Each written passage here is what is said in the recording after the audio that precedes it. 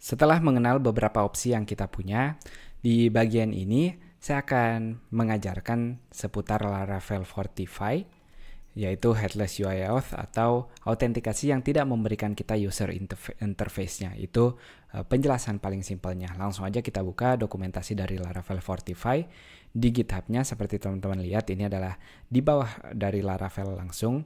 Jadi cukup bisa kita andalkan dibanding proyek yang lainnya. Yang pertama, kalau teman-teman mau install, tinggal menjalankan Composer require Laravel Fortify-nya. Setelah itu, jalankan PHP Artisan Vendor publish untuk mempublish beberapa file yang berhubungan dengan si Fortify-nya ini.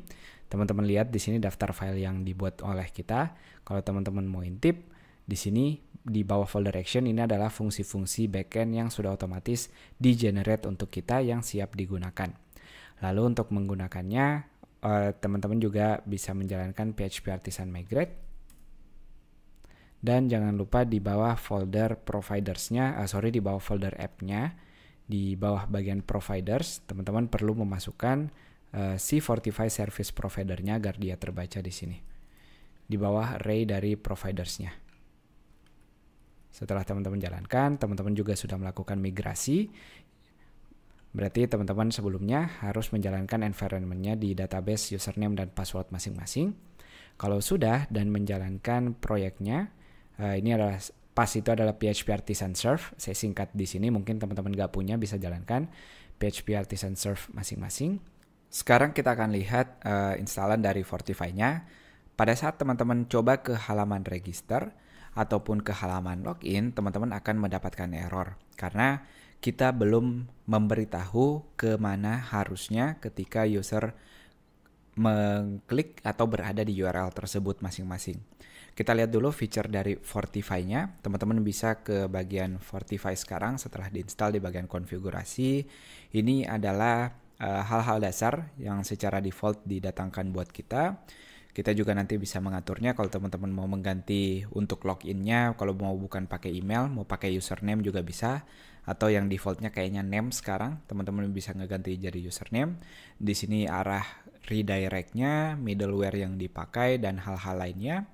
Ini untuk beberapa fitur yang disediakan untuk kita, ada registration, reset password, lalu ada email verification, update profile, update password, dan two-factor authentication. Pada saat video ini dibuat sendiri, yang disarankan yang kompatibel untuk si Fortify ini ada 3 yang secara otomatis, yaitu si registration untuk mendaftar, reset untuk ngereset passwordnya, dan email verification yang bersifat opsional. Jadi ketiga hal ini bisa kita uncomment dulu. Dan email verification ini kalau teman-teman mau usernya saat login, dia harus verifikasi email dulu saat daftar baru bisa mengakses fitur-fitur yang terlindungi lainnya. Jadi yang disarankan 3 ini yang diaktifkan, tapi teman-teman bisa bikin ini opsional kalau dia mau langsung akses aplikasinya gitu aja tanpa perlu verifikasi email. Nah, jadi kita lihat dulu nih kalau kita lakukan seperti ini saja. Lalu berikutnya untuk authentication-nya kita akan lihat di dokumentasinya. Saya akan bantu teman-teman di sini ngelihat dokumentasinya. Meskipun kurang rapi di sini, menurut saya kurang rapi. Teman-teman bisa ngelihat bab-bab besarnya di bold seperti ini, kurang lebih tag H2 atau H3. Jadi untuk autentikasi atau untuk login-nya kita perlu memasang ini di metode boot-nya di file Fortify Service Provider-nya, ini untuk login. Lalu nanti kalau teman-teman scroll lagi, nanti untuk registration juga kita perlu ini. Lalu untuk yang ketiga yaitu password reset kita juga perlu ini. Jadi ada 3 hal kurang lebih yang mau kita masukkan. Saya akan masukkan di Fortify Service Provider-nya. Di fungsi boot-nya kita masukkan ketiga fungsi untuk memanggil view-nya ini, si login view. Lalu untuk registration juga ada di sini untuk register view-nya. Dan yang ketiga, untuk password resetnya, hal yang sama kita lakukan di sini.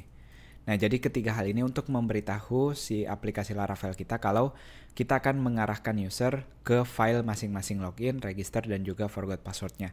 Tentu teman-teman boleh ganti ini return view biasa, teman-teman boleh ganti alamat yang teman-teman mau. Pastikan teman-teman membuat filenya di bawah resources views-nya ini. Nah, jadi sekarang harapannya setelah kita menginstal ini, kita masih ada error, tapi sudah error yang berbeda ketika kita ke salah satu halamannya.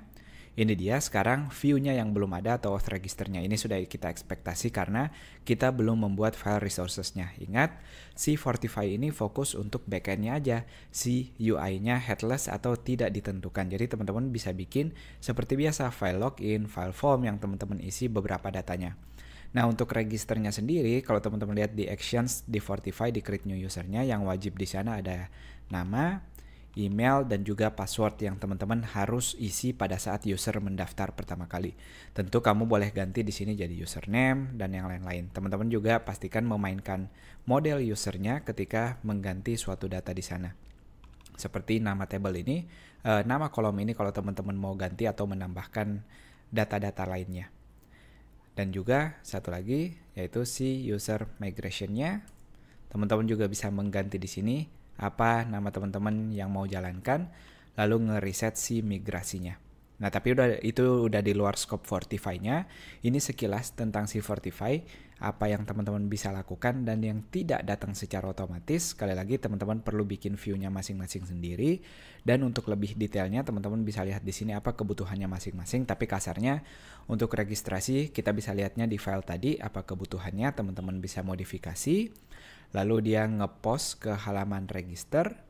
Lalu untuk yang lainnya seperti login dia juga otomatis. Tapi kalau teman-teman mau mengganti kode login biasanya, kita bisa ngelihat di sini di Fortify Authenticating-nya. Jadi kalau misalnya saya nggak mau pakai username password aja, teman-teman bisa copy paste kode ini lalu mengganti apa yang teman-teman mau cek atau bagaimana validasi login teman-teman. Tapi kalau mau standar di Laravel, yaitu email password, kita bisa biarkan seperti ini.